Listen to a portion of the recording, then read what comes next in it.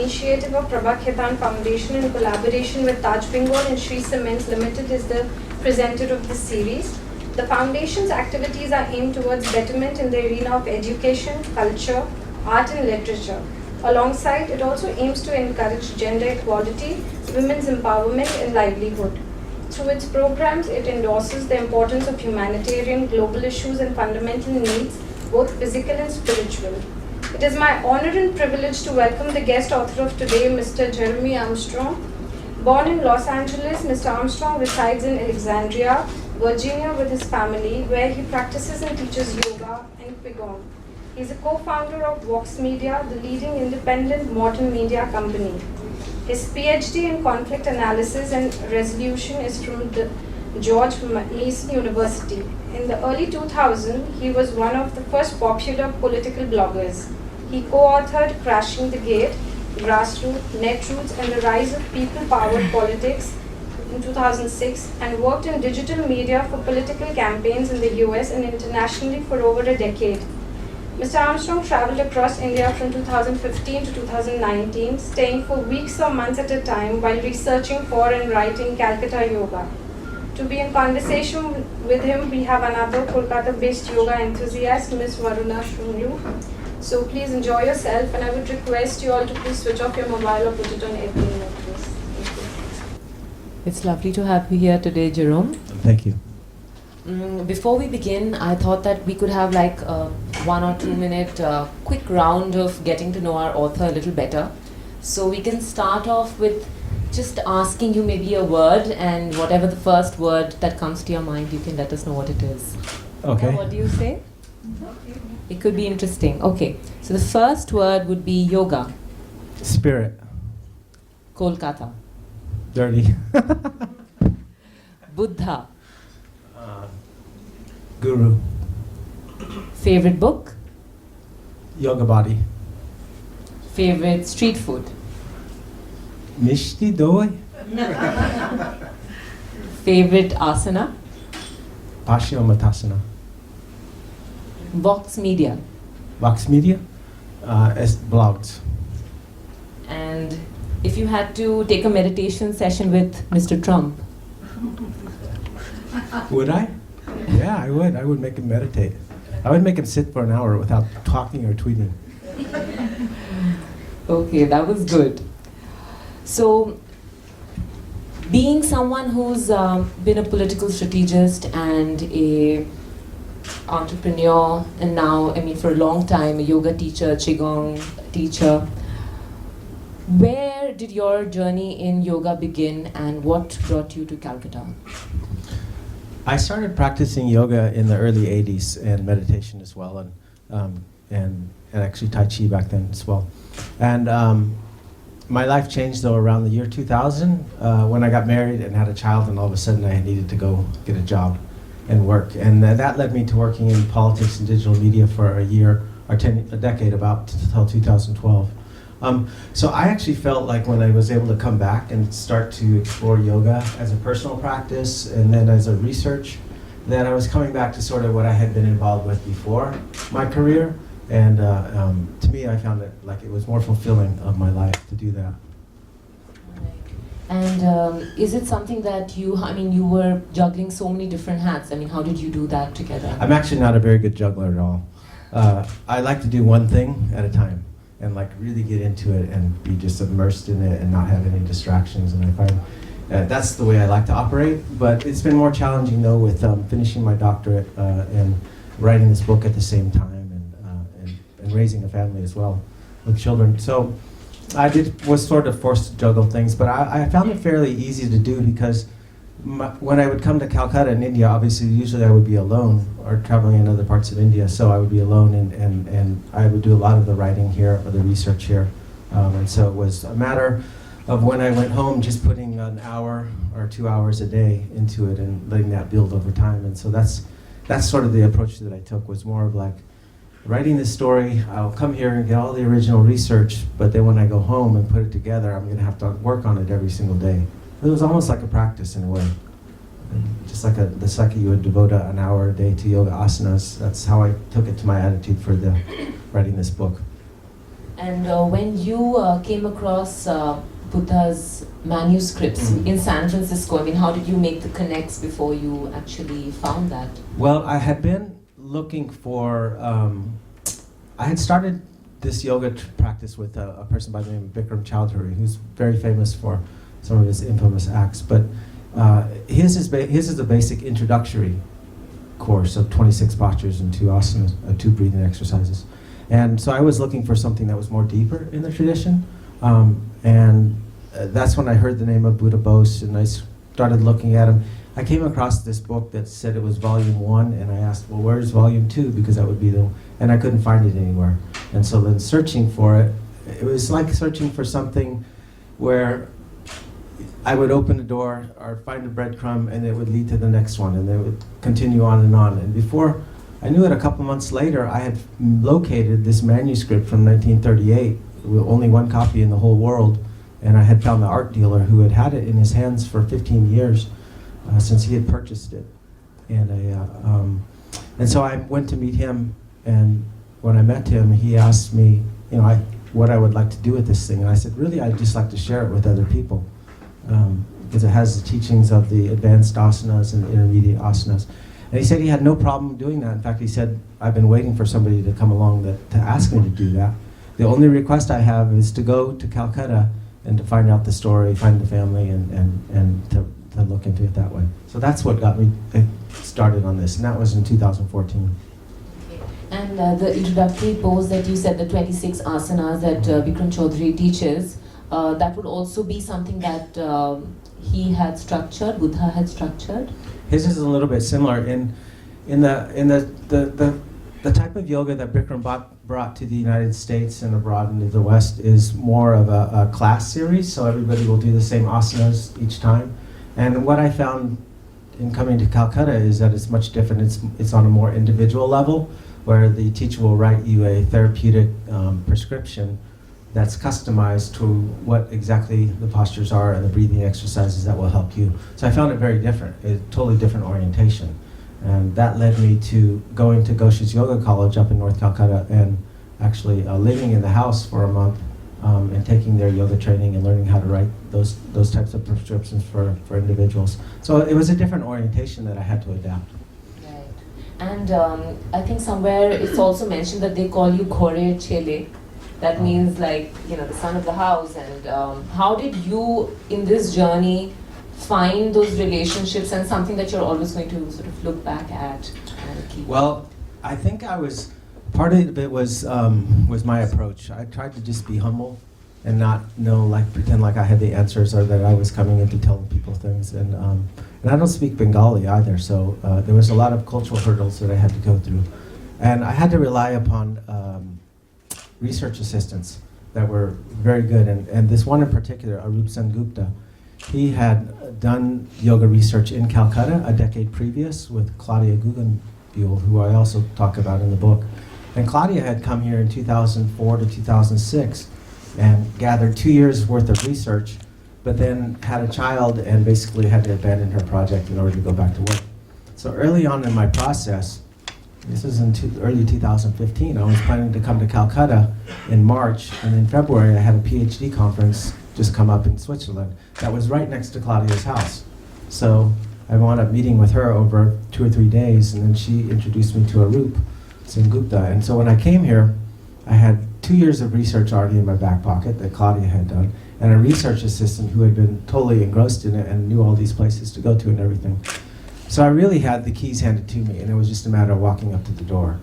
And that's what I did. I think without having that sort of jump start, it would be very difficult to come into this city and be able to do the type of research that I was able to do.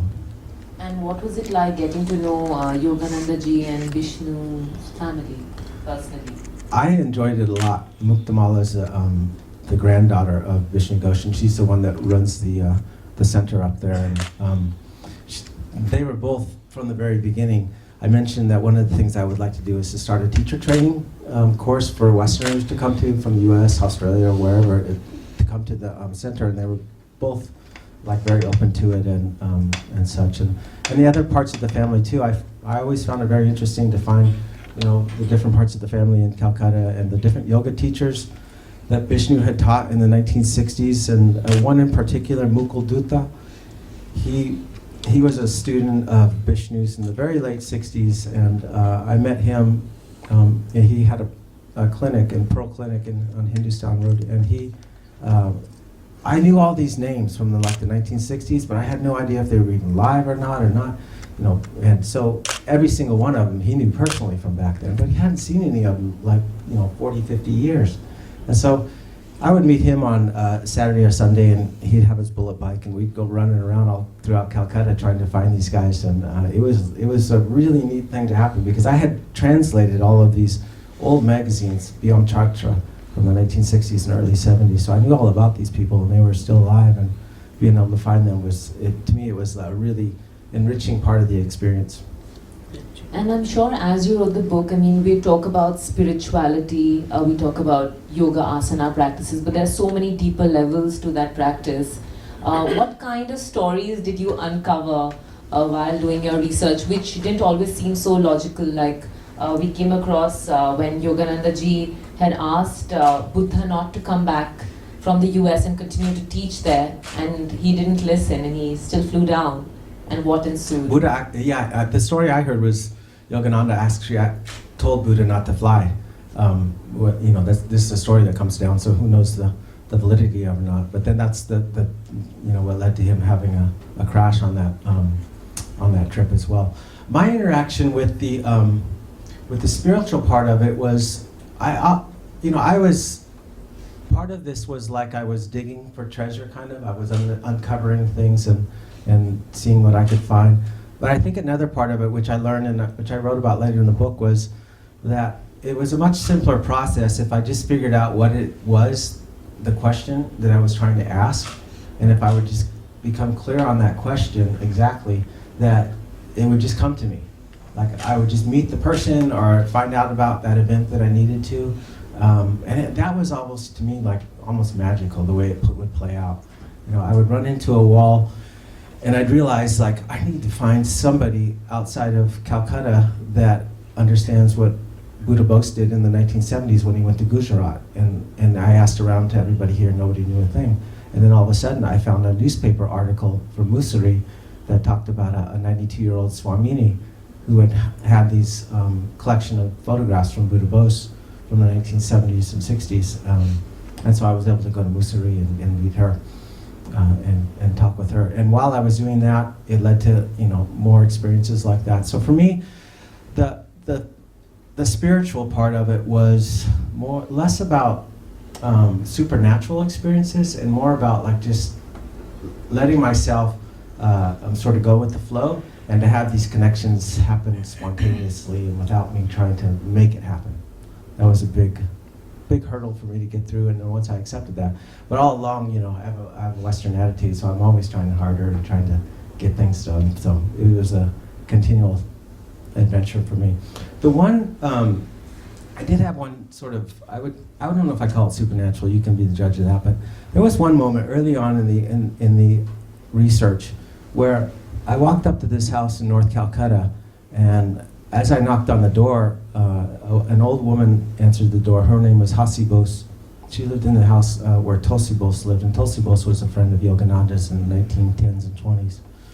And when I opened the door, or when she opened the door, and I started to step in, I felt almost like I was in a different body in a different time, like 70, 80 years ago. I couldn't tell for sure, but I had never had an experience like that. And when I looked at her, in her eyes, this is an 80-year-old woman, I felt like I had seen her before. And to me, it was like I had no sense of like, I'd never been to this place before, and she asked me if I had been there before, and I never had been before. So for me, it was like, wow, I just tapped into something. I didn't know anything tangible more than that, but I could definitely feel like there was some sort of connection that I had underneath everything that was sort of guiding me along. And did that, walking into that door lead you to other things? Well, that is a, well, I wound up interviewing her, and it was a lengthy interview, and typically what I would do is, I would get out of the way of the interview too. With my research assistants, I would give them a list of the questions, and sometimes conversation was in English, but many times it would just turn to Bengali. So I wouldn't actually learn of the, until I got it translated to what transpired. And then I'd have all sorts of more questions and I'd need to go back, so. And how long did this entire research process take for you? Well, I came here for the first time in March 2015, and I continued to work on the book, and I self-published it in April of 2019, and then published it with Macmillan just past January. And so I was able to come back on the last 9 months and touch up on it. So about a 5-year process. And each year I would come to India at least 2 times, sometimes up to 4 times, and for 2 weeks up to a month. And Buddha Bose's journey took you not just to India but to other places as well. Can you highlight a little bit about that? Well, Buddha Bose and Vishnu Charan Ghosh and Yoganandaji, they were the 3 main persons that I tell the story of. I start with their fathers and their family, and then I go through their children and the successive generation. So it covers about 3.5 generations of this family. And they did a couple of world tours in India and abroad in the late 1930s. I went to all of the places that they had went in order to find like articles and to visit the places where they had been, where they had done their performances, and so that brought me to Ceylon, to Japan, to Thailand, then into London, Switzerland, and then across into New York City, Los Angeles, and Washington, D.C. Those were the main places. And you met people who had learned under him or learned that particular style of practice? All along the way, I learned of people. One of the things I did with this whole project was I was posting information on a Facebook group of practitioners within this tradition, and so a lot of people would be able to connect me with people that I would go to these cities and then learn some of the people that were involved in it currently and whatnot. Okay, and when you started your own practice, say in the US, was it very different from what you later on experienced studying in Ghosh's College of Yoga? Well, the difference is in the orientation to making it more of a personal practice. That's here in Calcutta. And in the US, we have a practice that's more based upon class, everybody doing the same class together. It's almost like, actually they have a tradition of that here in India too. You've learned it in the schools where everybody does rope gymnastics, and that's sort of, when you look at the way that yoga came to the US, it came sort of in that style, that regimented class structure for young people that was brought over to the West and then applied to everybody. So it doesn't work in a lot of cases. I think the model here works better, but it also contains a certain mindset in order to practice it in that way. We don't necessarily have in the West because we have physical therapists and doctors like you do here, but people that come to it from a yoga perspective, it's not as deep. How do you think yoga is perceived in India as opposed to how it is experienced and practiced in the West? It's an interesting question. So I believe like that with the understanding of yoga here, well, you have Naga sadhus and sannyasis that you can actually find and look at that are practitioners of yoga. You really don't have that in the West, obviously. I think that's the biggest difference, is that it's a live tradition here of people that associate with yoga.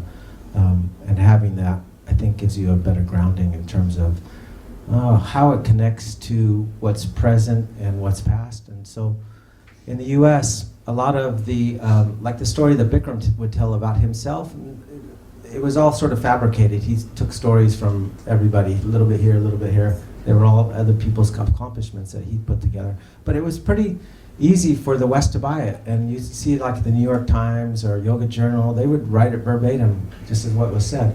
And so you can chalk it up to sort of like gullibility or naivety, I'm not sure. But what I tried to do with this effort though was to say, okay, there's a lot of stories, let's actually dig into it enough to find the truth and to write about those stories. And so the main research is all based upon factual representative things rather than some story that somebody told. And how in today's day and age, from what yoga was, when I think sadhus and Nagababas practiced it to people in yoga classes wearing Lululemons. How do you think that transition has happened, and also how yoga has evolved? And do you think it is simply a physical practice, or do you think these pioneers of yoga actually meant for many other subtle layers within the practice which maybe hasn't really translated as it was meant to?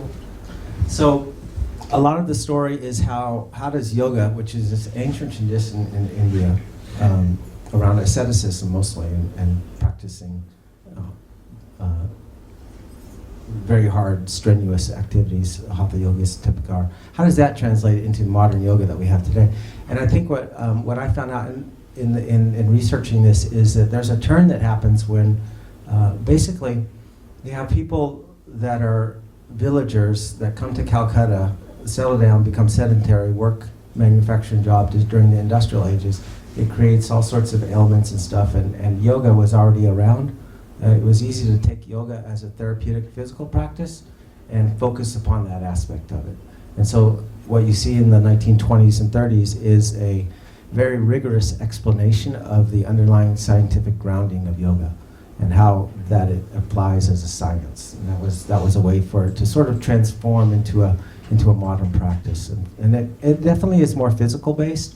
There's still a spiritual component, but that it becomes presented as sort of a more advanced or a more exclusive technique. The underlying one that reaches everybody is more physical based and therapeutic. I think Yogananda ji brought it in terms of his Kriya Yoga practice, which he sort of, it's that divide between just physical practice and moving into something more. Yeah, so the Yogananda would do Kriya exercise. And so you could actually see, like during the 40s and 50s into the 60s, there was a synthesis around having the Kriya practice and the Hatha Yoga practice as sort of a physical and spiritual component of this lineage. And there were many stories of healings happening through yoga and meditation. Is there any stories that you came across or you sort of interacted with people who knew of these?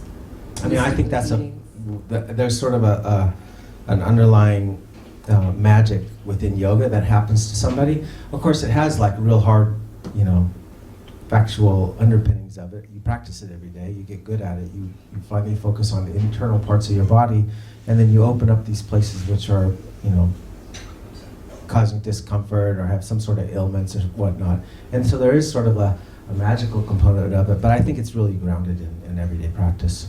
So this entire mind, body, breath practice was actually drawn in from their lineage, but never really exposed to the world in a different way.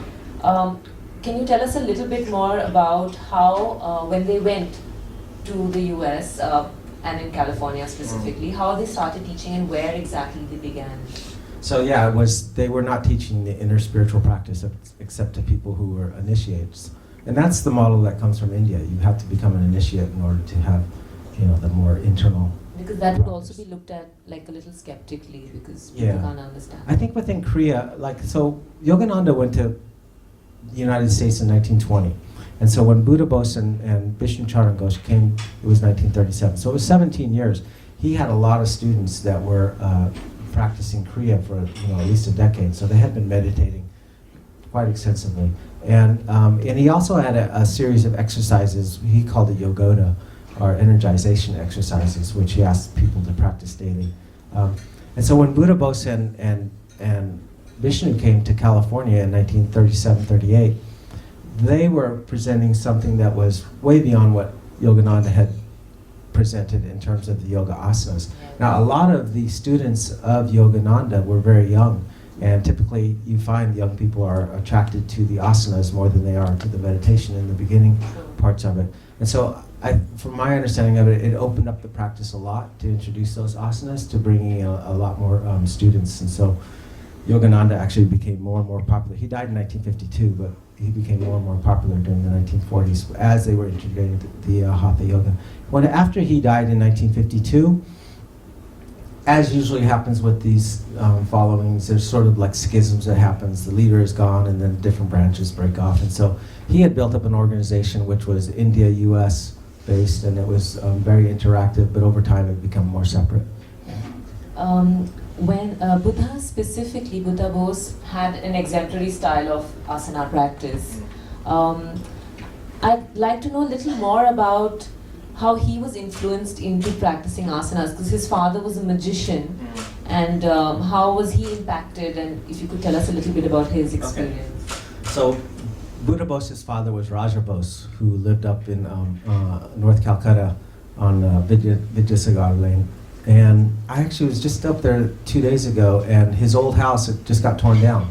So I had found this house with one of the sons about 2 years ago. And on the front of it had his nameplate, Raja Bose, stage magician, of British fame and a psychic healer. So he was a very sort of psychic, spiritual person, his father was.